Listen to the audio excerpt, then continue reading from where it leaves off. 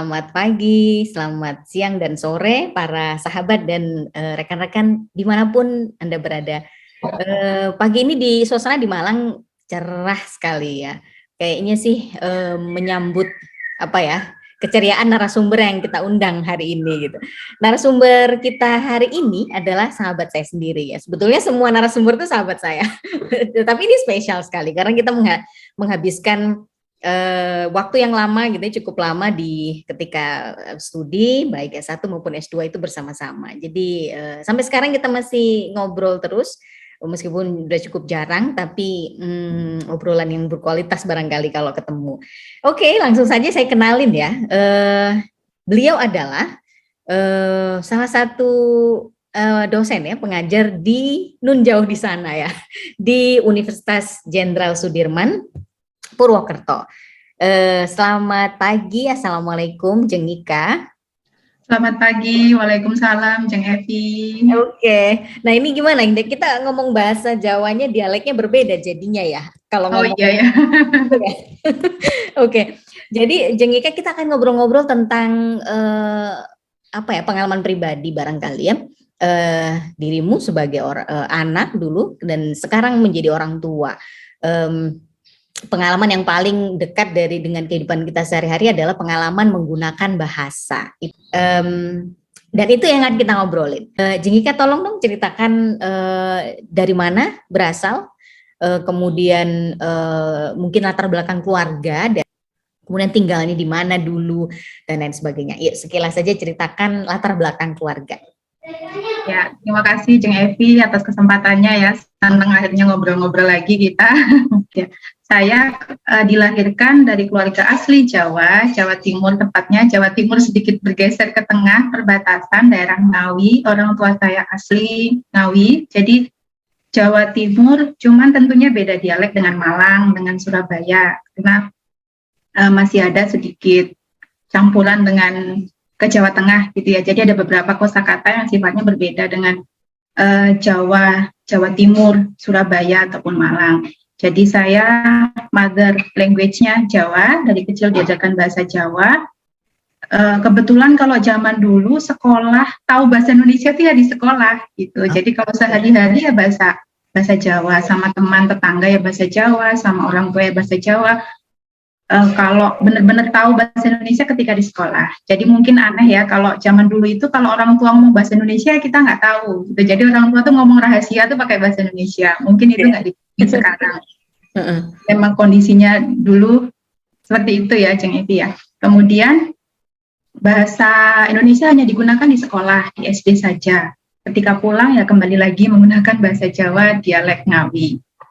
Lalu SMP saya sekolahnya di Solo yang kebetulan dengan beragam latar belakang etnis. Nah di situ mulailah sehari-hari menggunakan bahasa Indonesia. Jadi berbeda dengan ketika SD. Dan ketemu orang tua jarang ya, tapi tetap kalau ketemu orang tua dengan bahasa Jawa. Cuman kalau dulu ya mikirnya kebiasaan gitu. Kalau sekarang kan kita sudah tahu sikap bahasa kita ya. Kalau dulu ya karena kebiasaan aja, kalau sama teman-teman bahasa Indonesia, kalau sama orang tua dan keluarga bahasa Jawa. Kalau saya kebetulan nggak bisa yang bahasa Jawa yang kromo halus sekali, tapi tetap kromo, tapi bukan kromo yang halus sekali gitu, nggak. Tetap misalnya kulo, panjenengan gitu tetap digunakan. Kalau sare, siram gitu ya tahulah. Cuma kalau yang sampai apa istilahnya kalau bahasa Jawa itu bahasa Jawa yang nipis gitu ya, belum bisa kalau saya. Jadi latar belakangnya seperti itu. Keluarga tetap menjunjung tinggi kromo. Jadi kalau sampai sekarang pun juga saya dengan orang tua tetap bahasa kromo inggil, baik itu ketemu langsung maupun di WhatsApp gitu ya. Kadang kan ada yang kalau di WhatsApp berbeda, tetapi tetap sama. Kalau sekarang saya, ya menurut saya kromo inggil saya sudah semakin bagus. Jadi ya tetap saya pertahankan, saya menggunakan kromo inggil ketika dengan orang tua. Dan kalau bekerja, kebetulan latar belakangnya sama dengan Jeng Evi ya, bahasa Inggris. Jadi ya tetap kadang-kadang menggunakan bahasa Inggris, menggunakan bahasa Indonesia. Itu kalau bahasa Jawa, misalnya conversation. Kenapa? Di kantor nggak ada yang ngobrol dengan misalnya teman teman dekat itu enggak bahasa Jawa di kantor? Bahasa Jawa ya ada ketika casual conversation gitu. Kami menggunakan bahasa. Kalau saya sekarang itu kalau bahasa Jawa ya saya lebih nyaman menggunakan bahasa Jawa saya sendiri, walaupun bahasa Jawa dialek Ngawi, walaupun sekarang saya tinggal di Purwokerto yang bahasa Jawanya dialek Ngapak. Nah, begitu juga dengan teman-teman saya yang asli sini. Itu dia juga dengan bangganya menggunakan bahasa Jawa dialek Ngapak, dan kami tetap nyambung kok. Maksudnya nggak harus kemudian saya dipaksa untuk ngapak atau teman saya yang sok-sok misalnya pakai bahasa Jawa daerah saya gitu ya, enggak, kami tetap bisa berkomunikasi dengan baik dengan mempertahankan bahasa Jawa kami masing-masing, dialek masing-masing. Kayaknya kan menarik sih yang terakhir tadi ya, maksudnya saya aku kebayang bakal jadi unik gitu ketika kalian ngobrol gitu, karena mungkin di bahasa Jawa dialek Madiun dengan saya Malang itu dengan kalau kita bandingkan antara Ngawi dengan Purwokerto atau Ngapak itu kan perbedaannya mungkin lebih jauh ya. Dan itu akan jadi menarik kayaknya rasanya ya kalau saya sih membayangkan tadi. Oke, Jeng, makasih, itu tadi menarik. Jadi keluarga Tulen ya, Jawa Tulen. Tidak ada juga percampuran suku ya gitu. Apa segala macam juga Jawa ya kalau nggak salah ya. Oke. Tinggalnya pun di Jawa Timur. Jawa kebetulan ya. Sehingga tidak ada dalam tanda kutip kontaminasi dengan atau mungkin sebuah situasi di mana harus pakai bahasa lain selain bahasa Jawa, enggak ya gitu. Enggak. Ya, terkait tadi bahwa di zaman kita tahun 90-an mungkin itu ya. Memang benar sih, saya juga sendiri merasakan iya ya. Dulu ngomong bahasa Indonesia atau berbicara dalam bahasa Indonesia itu justru kagok ya, aneh gitu ya. Bahkan saya ingat di SD pun itu kita bahasa major language-nya di sekolah, kecuali di kelas ya. Kalau di sekolah pun itu juga bahasa Jawa gitu. Oh iya betul. Kalau interaksi misalnya di luar kelas ya, gitu. Ketemu bu guru di luar, ada bu guru yang tetangganya misalnya tetap pakai bahasa Jawa. Ya. Oh ya, meskipun ya tentu textbook apalah dan sebagainya. Dan benar ya, kenalnya bahasa Indonesia itu ya dari sekolah ya, bukan dari lingkungan maupun keluarga gitu. Nah, Jeng, pertanyaan. Orang tua terkait hierarki tadi menarik.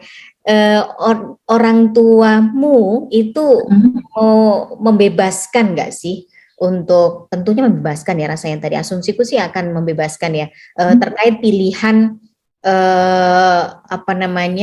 speech level gitu, kromo, apakah anak-anak itu harus bisa kromo ke orang tuanya, orang tua nggak boleh kromo, orang tua itu kalau ke anak ya udah ngoko gitu, bahasa Jawa ngoko. Atau kalau misalnya ada pertemuan keluarga misalnya, ingat nggak dulu ketika dirimu itu ngomong dengan misalnya Bude atau Pak D yang lebih sepuh, terus menggunakan bahasa yang mungkin nggak proper, artinya speech level yang mungkin ngoko gitu ya, itu diprotes nggak sih oleh orang tua, seperti apa?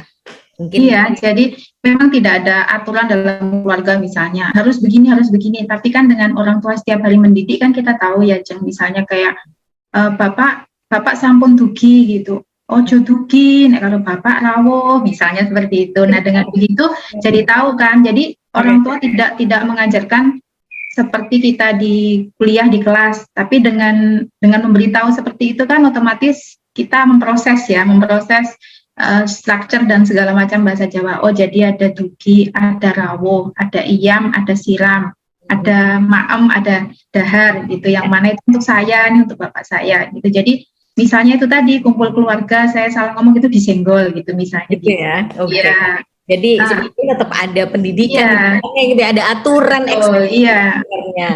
Oke, meskipun aturan eksplisit itu tidak bersifat seperti top down yang kayak ini enggak ya, tapi kalau aku sih melihat tetap ada aturan yang eksplisit.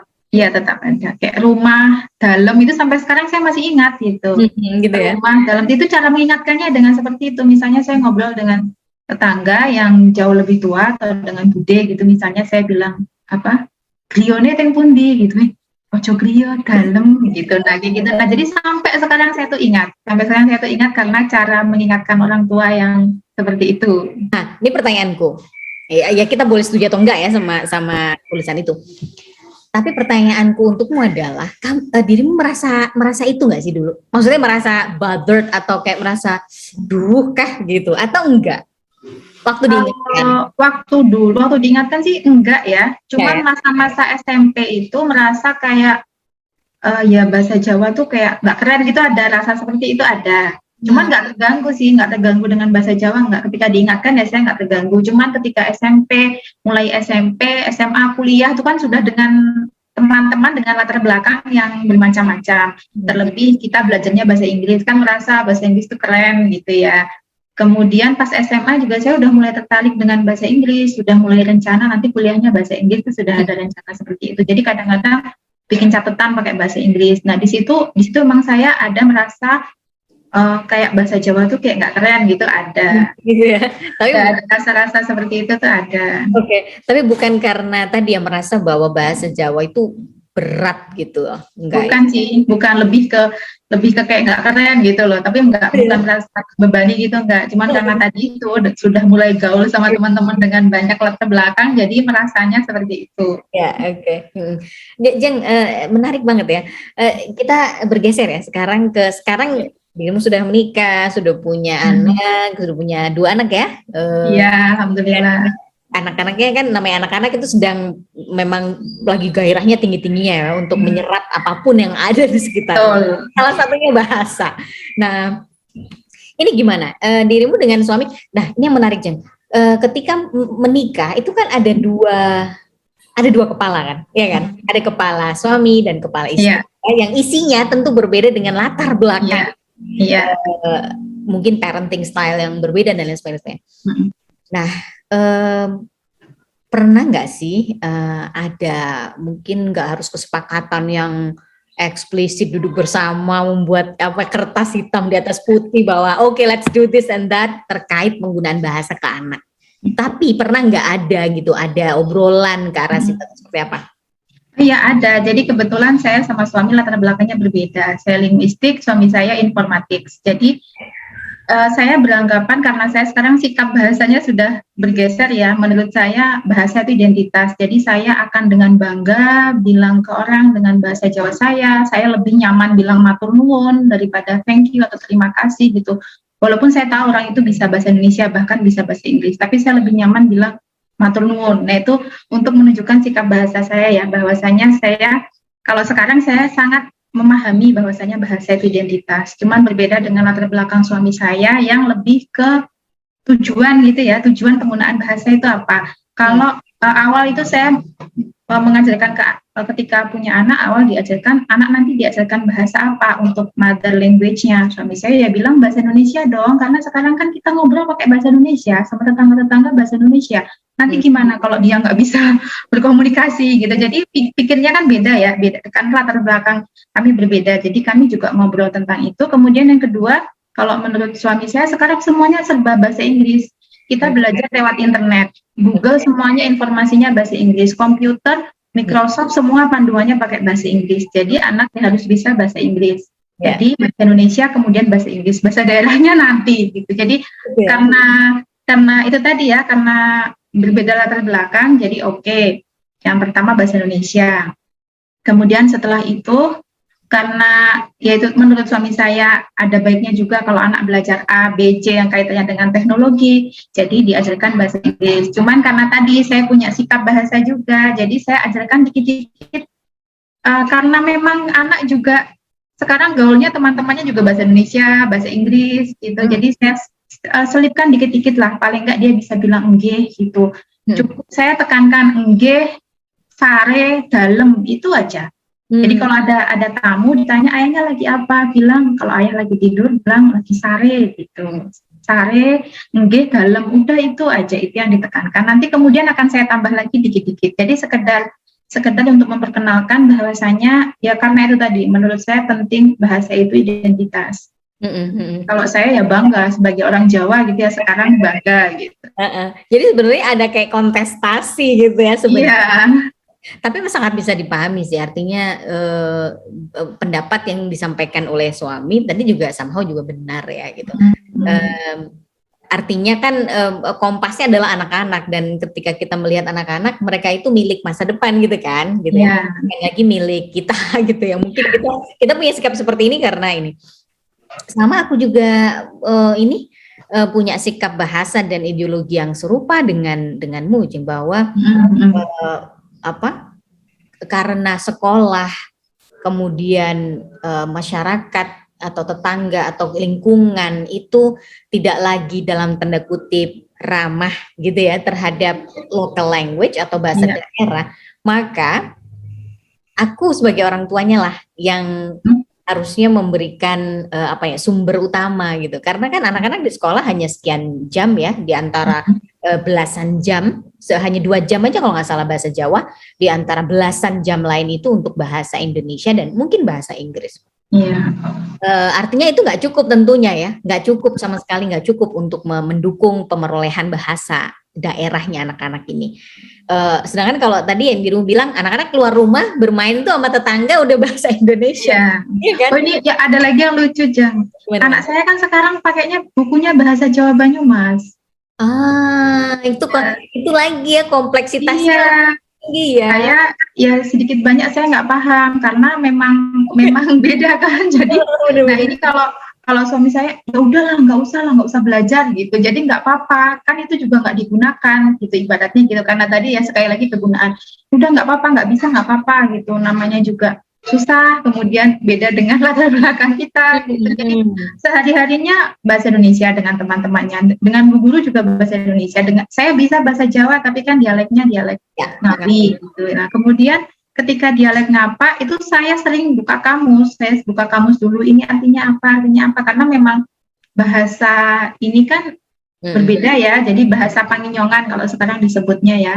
Itu memang beberapa vocabulary berbeda dengan yang kita gunakan gitu. Jadi itu juga sedikit banyak saya belajar lagi dengan adanya pelajaran bahasa Jawa di sekolah anak. Nah itu tuh ya. It's getting complex. Nah Jeng, jadi itu tadi ya menarik ya, sikap bahasamu dengan suami itu yang nampaknya agak berbeda. Tapi dalam hal ini dikompromikan seperti itu ya jadinya ya. Bahasa Indonesia yang pertama. Kemudian bahasa Inggris mungkin ya within the process, terus sedikit-sedikit dirimu yang berjuang untuk menginsert atau memasukkan bahasa Jawa. Nah pertanyaan lain, kalau si kecil ini Ican dengan nenek kakeknya gimana? Bahasa Indonesia. Iya. Ya udah.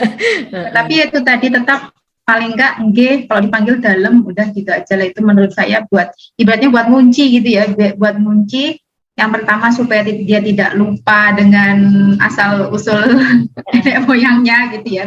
Yang kedua ya saya harap dia juga nanti punya sikap bahasa yang bagus, dalam artian bahasa itu identitas, itu yang harus dia pegang juga. Saya berharap seperti itu juga gitu, makanya tetap saya jaga karena saya merasa bahasa Jawa itu kan warisan budaya, kemudian di situ juga ada unggah-ungguh ya, mengajarkan kita ke unggah-ungguh, kemudian banyak sekali nilai-nilai filosofi Jawa yang itu kita pegang sampai sekarang untuk kehidupan kita kan, Jang. Jadi saya merasa kalau hilang begitu saja kan ya jangan sampai gitu. Jadi untuk mengikat dulu lah supaya anak saya ini tahu gitu.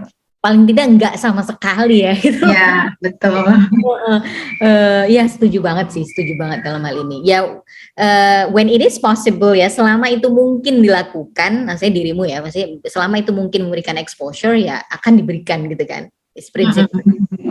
Di satu titik mungkin ada saatnya orang di beberapa konteks keluarga lain memang situasinya nggak memungkinkan sama sekali untuk memberikan exposure itu. Sehingga ya udah akhirnya menyerah dalam tanda kutip, ya udahlah karena memang kita nggak mungkin memberikan exposure itu. Pertanyaan terakhir yang sebelum kita akhiri obrolannya, tadi sebetulnya dirimu sudah sedikit banyak menyampaikan sikap bahasa tadi ya, termasuk bagaimana dirimu memandang pentingnya bahasa sebagai identitas suku, budaya dan lain sebagainya. Nah kedepannya gimana dirimu melihat ini semua? Maksudnya melihat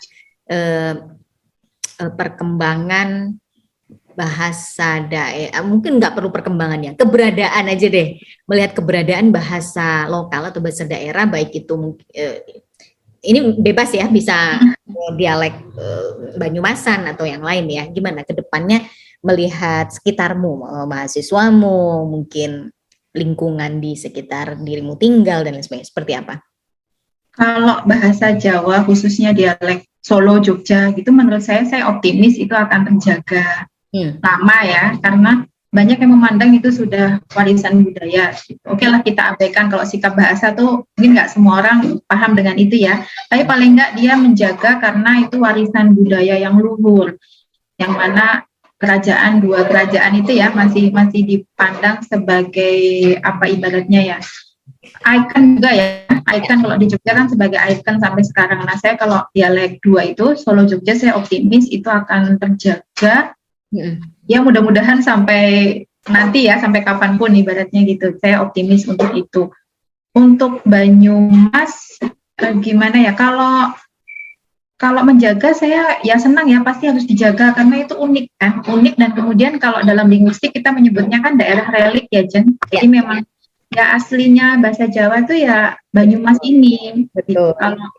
Kalau saya sih, kalau dalam hati kecil saya itu masih ada keoptimisan, optimis akan tetap langgeng bahasa Jawa dialek Panginyongan ini. Tapi kalau saya melihat, kalau mahasiswa itu ya memang beda sikapnya ketika berbicara bahasa Jawa dialek Banyumas dengan bahasa Jawa dialek Solo Jogja gitu ya, yang daerah inovasi itu. Jadi memang kalau melihatnya sekarang memang ada yang malu gitu pakai bahasa Jawa Panginyongan. Kalau saya sih bilang nggak usah malu, nggak apa-apa. Sekarang itu orang bebas bicara bahasa Inggris dengan dialek Korea itu banyak. Orang berbicara bahasa Inggris dengan dialek India itu banyak. Itu nggak apa, nggak usah malu kalian berbicara bahasa Inggris dengan dialek Panginyongan, gitu, dialek Banyumas. Nah saya rasa cara mempertahankannya mungkin itu ya, kalaupun dia merasa malu, paling nggak dialeknya itu dipertahankan nggak masalah. Gitu. Kalau itu paling tidak. Kalau saya itu tadi, jadi menurut saya begitu ya Jang. Kalau Solo Jogja itu saya optimis akan masih ya. Cuman kalau bahasa-bahasa daerah yang lain saya tidak tahu. Cuman kalau gambarannya bahasa-bahasa daerah yang lain yang di luar Jawa yang sudah semakin sedikit penuturnya. Itu kalau itu mungkin yang disebut yang endangered language itu ada kemungkinan punah kalau saya melihat hanya dari referensi ya Jang. Saya belum pernah ke sana, belum tahu kondisinya, tapi kalau dari referensi seperti itu, kalau bahasa-bahasa seperti itu yang menurut saya yang ada kemungkinan punah. Tapi kalau bahasa Jawa saya yakin dan itu juga besar harapan saya akan terus terjaga. Dan salah satunya itu tadi ya, anak-anak kita yang kita besarkan ini ya, yang betul. Kita berharap tidak perlu ada satu generasi yang dia terputus gitu. Aku sendiri melihat mahasiswa aku masih banyak mereka menggunakan bahasa daerah Malangan. Ya ketika lewat mereka lagi ngobrol apa gitu, cenderungnya jujur ya masih pakai bahasa Jawa kok. Oh iya. Tapi emang when it comes to primary school gitu ya, udah deh kayaknya udah pada ini ya. Nah aku nggak tahu apakah anak-anak usia SD sekarang ini, yang sekarang usianya SD, ketika mereka beranjak ke SMP atau SMA yang mungkin pergaulannya lebih luas barangkali ya, atau mungkin ketika kuliah, itu akhirnya mereka memeroleh bahasa daerah gitu kan, siapa tahu ya. Mungkin gitu nggak? Setuju nggak? Atau gimana? Punya pendapat? Bisa jadi ya Jang. Jadi semakin luas pergaulannya, saya rasa juga pemikirannya juga semakin berkembang kan. Jadi bukan tuh semakin besar, tidak menutup kemungkinan dia akan mencintai bahasa daerahnya ketika SMP, ketika SMA gitu ya. Jadi kita optimis dengan berkembangnya dia, dengan pergaulannya dia juga akan memiliki sikap bahasa itu tadi. Oke deh, waduh, seru banget ngobrol sama dirimu. Oke. Yang buat aku yang sangat menarik ya tadi ya, karena dirimu berada di dua dunia dalam tanda kutip ya. akademia gitu kan, Yeah. akademia, dan itu dengan foreign language background ya gitu. Tapi di satu sisi dirimu dibesarkan, lahir dibesarkan, dan mungkin tinggal juga di Japanese speaking community gitu. Yeah. Nah, di satu yang aku angen-angen pengen ngobrol dari kemarin-kemarin dengan dirimu adalah ini sebetulnya intinya. Dirimu akhirnya punya sikap bahasa seperti apa ya gitu. Yeah. Karena di sisi kaki kanannya itu di foreign language kan. Yeah. Tapi di sisi lain, no, you're apa ya, sangat ke akarnya gitu loh. Yeah. Dan sekarang sudah terjawab sih gitu. Dan I'm happy to listen to your apa ya perspektif tadi ya, ideologi dan perspektifnya menarik banget. Oke Jeng, makasih banyak sekali. Semoga obrolan kita pagi ini, kita sebetulnya nggak bermaksud menginspirasi siapapun sih. Kita bercerita ya. Ini kita orang tua punya perspektif seperti ini. Oke, kita sambung lain kali. Ya, satu lagi Jeng. Silakan. Satu buat penutup ya. Ya silakan. Oke. Jadi untuk ibu ya, apalagi kita seorang ibu, penanaman itu tuh sangat ibaratnya di tangan kita gitu ya, sangat efektif. Jadi gitu jangan ragu kalau kita sebagai seorang ibu itu jangan ragu untuk belajar A, belajar B, belajar C gitu. Karena tadi ya Jeng Evi juga sudah bilang anak itu kan penyerap ulung, dia akan menyerap semuanya. Nah, saya sendiri pun waktu dulu tidak berpikir gitu, saya ngajarkan ini tuh saya tidak berpikir. Menurut saya punya sikap seperti ini, saya punya tujuan seperti ini ya saya ajarkan. Surprisingly, ketika pembagian raport gitu ya betul yang ditekankan ada tulisan gitu ya, ada apa? Kesimpulan dari bu gurunya kan biasanya statement gitu. Ican unggul dalam pemerolehan bahasa, dalam pembelajaran bahasa gitu kan. Jadi memang kemampuan yang menonjol itu di bahasa. Gitu. Jadi buat tambahan aja ya, maksudnya untuk kita sebagai seorang ibu itu jangan ragu untuk belajar apapun dan jangan ragu untuk menanamkan apapun itu kebaikan pada diri anak kita, karena kita bahasa ya. Jadi ternyata yang kita ajarkan ke anak bahasa itu ya nyampe gitu ibaratnya. Meskipun terkadang kita kok kayak nggak mendengarkan ya. Iya, jangan ragu anak-anak itu ya dia punya daya serap yang bagus, dan dengan tadi nilai-nilai yang kita ajarkan dia juga akan punya filter yang bagus gitu. Jadi jangan ragu untuk belajar dan mengajarkan kebaikan. Kalau di sini Jeng Evi topiknya adalah apa tadi, pemeliharaan ya, atau language maintenance dalam artian khususnya bahasa Jawa, ya kita nggak perlu ragu untuk mengajarkan hal itu ke anak kita. And that's okay ya, gitu ya, bukan terus katro gitu ya. Waduh, ini bukan gitu, enggak ya. Oke. Makasih Jeng, wah pesan terakhirnya sangat dalam ya buat saya. Makasih banyak. Oke. Sama-sama. Terima kasih kembali sudah ajak sharing. Kita akhiri, sampai bertemu di lain waktu. Assalamualaikum. Waalaikumsalam.